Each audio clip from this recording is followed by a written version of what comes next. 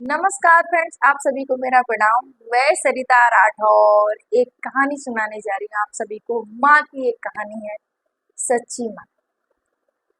Friends, video को नए हैं तो प्लीज एक ही रिक्वेस्ट है, वीडियो को लाइक और चैनल को सब्सक्राइब जरूर कर देना।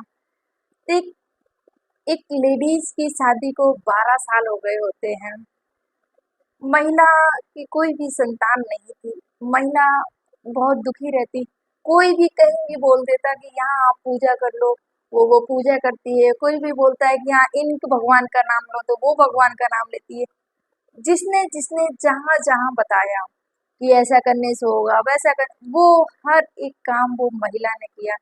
लेकिन गोद सुनी की सुनी ही रही। लेकिन विश्वास था उसको अपने भगवान पर कि किसी ना किसी दिन मुझे ये मातृत्व का जो सुख है वो जरूर मिलेगा। और सच में एक दिन वैसा ही हुआ।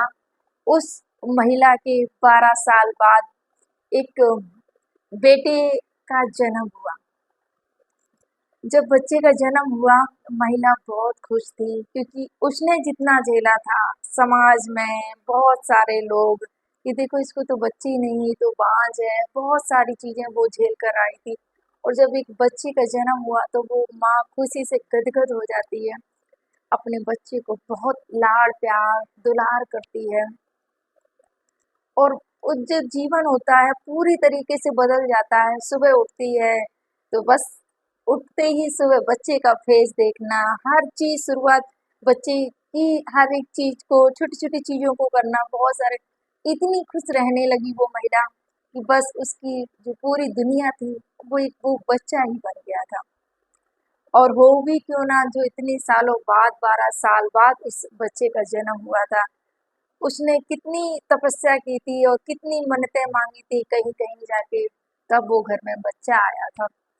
उसके बाद में क्या हुआ, एक दिन वो काम कर रही थी और बच्चे को पालने पर लिटा देती है। जब बच्चे को पालने पर लिटा देती है और अपने जो घर के जो काम होते हैं, क्योंकि गांव में वैसे ही बहुत ज्यादा काम होते हैं, वो सारे कर रही होती है।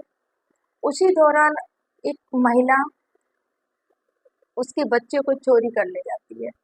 जब उसका जब काम करके वो आती है, जब देखती है कि बच्चा है नहीं उसका पालने में, तो महिला के नीचे पैरों तले जमीन फिसल जाती है कि अरे मेरा बच्चा कहाँ गया। माँ दहाड़ लगा के रोने लगती है कि मेरा बच्चा कहाँ गया।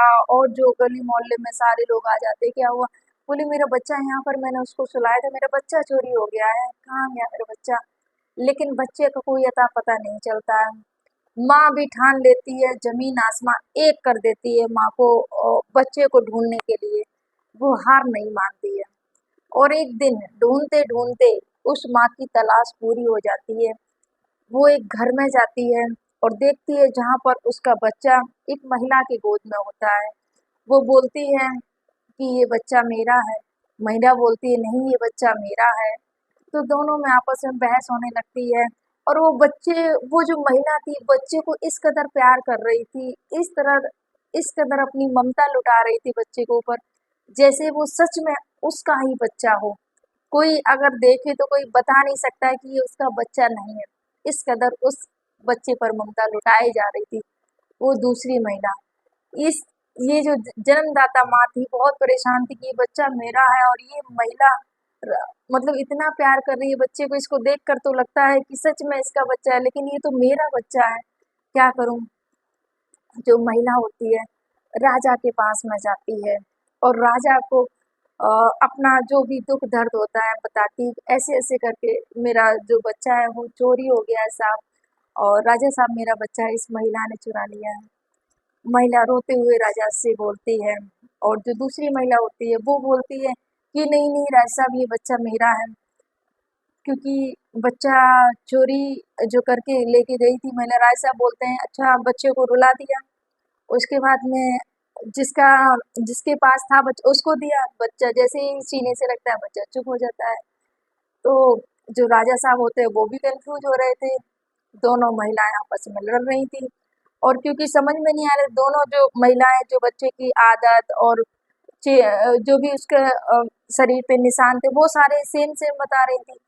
अब जो वहाँ के राजा होते हैं और जो वहाँ पर जो मंत्री होते हैं, सारे परेशान होते हैं कि आखिर इस बच्चे की असली माँ कौन है, क्योंकि बच्चा छोटा है, बच्चा बता नहीं सकता है। और यहाँ पर सब लोग परेशान हो जाते हैं। जो राजा के जो मंत्री होते हैं वो भी कंफ्यूज होते हैं, बोलते हैं कुछ ना कुछ तो करना पड़ेगा। जाते हैं और एक प्लान बनाते हैं जाके। मंत्री साहब बोलते हैं अच्छा ठीक है, ऐसे तो बता नहीं रही हो कि किसका बच्चा है, असली माँ कौन है।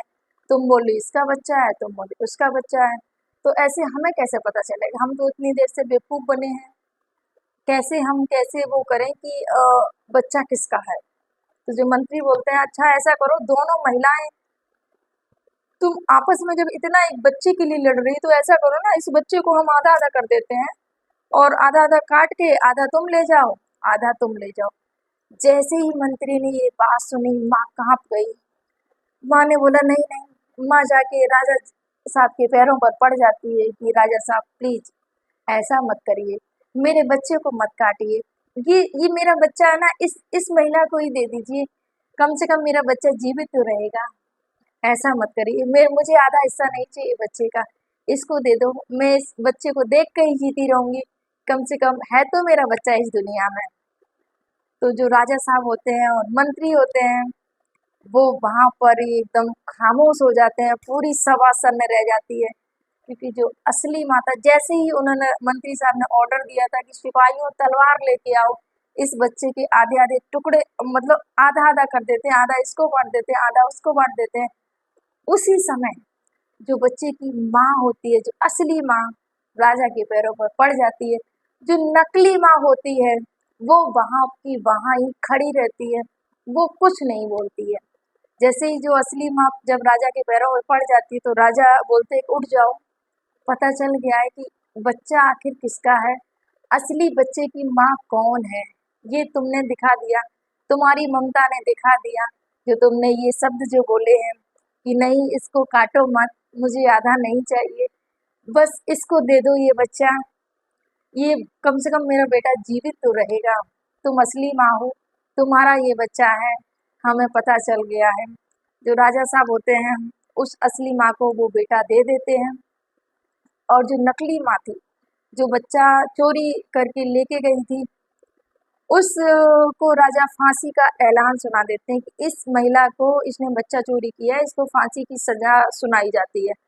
जो दूसरी जो जो महिला होती है, जो बच्चे की माँ होती है, वो राजा साहब से विनती करती है कि राजा साहब, मैंने जितना इस महिला को देखा है इसका भी कोई बच्चा नहीं है, ये बच्चा मेरा चुरा के ले गई, लेकिन इसने इस बच्चे को अपने बच्चे के जैसा प्यार किया।